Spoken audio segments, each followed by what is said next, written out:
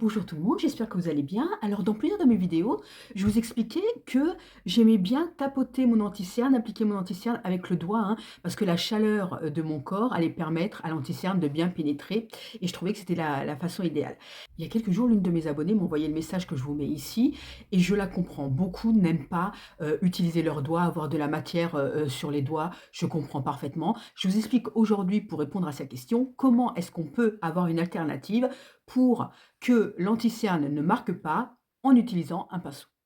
Le premier prérequis avant de mettre son anti-cerne, c'est d'avoir un contour de l'œil parfaitement hydraté. Si c'est pas hydraté, ça va marquer, vous pouvez en être sûr. Une fois qu'on s'est assuré que notre contour de l'œil est parfaitement hydraté, on prend son anti-cerne et on vient le déposer sur le dos de la main. Vous voyez, une petite quantité qui correspond à ce que vous voulez étaler. Pour appliquer son anti-cerne, on peut utiliser différents pinceaux. Vous avez par exemple celui-là. Les poils sont denses et resserrés. Passé à un certain âge, je le déconseille parce que ça étale beaucoup trop de matière et donc ça viendra marquer les rides et les ridules. En revanche, ce genre de pinceau fluffy, très léger, les poils sont moins denses et parfait. Donc, je prends mon anti-cerne et je viens imbiber, vraiment c'est le terme, hein, mon pinceau. On imbibe tout ce qu'il y a sur le dos de la main. Tac, tac, tac, tac, tac, tac, tac. Voilà, on fait des mouvements comme ça pour que tout le pinceau soit imbibé. Et là, on va venir balayer son dessous de l'œil. Vraiment très, très, très légèrement, vous voyez? Ça va déposer la matière au fur et à mesure, sans effet de surcharge et donner comme ça un effet très naturel.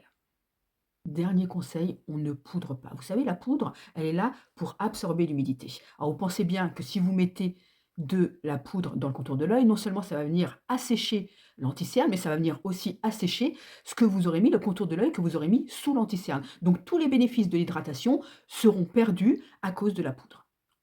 On va faire le deuxième œil en appliquant le correcteur de cerne, chose que j'ai pas fait sur le premier. Comme ça, on va aussi pouvoir voir les bénéfices du correcteur de cerne. On vient de nouveau appliquer sur le dos de la main un peu d'anti-cerne. On réitère l'opération, pinceau et on étale. Alors bien sûr, moi j'en mets au-dessus parce que je m'en sers comme base à paupières, hein, mais c'est pas obligatoire. Alors je ne sais pas ce que vous en pensez, moi bien sûr je préfère ce côté-là parce que je le trouve moins blafard que celui-ci, parce que ça a corrigé en même temps la couleur de mon cerne. Mais en tout cas, pour ce qui est de l'application de l'anti-cerne, je trouve que l'astuce fonctionne bien. Ça n'a pas migré dans les plis des rides et des ridules, donc objectif atteint.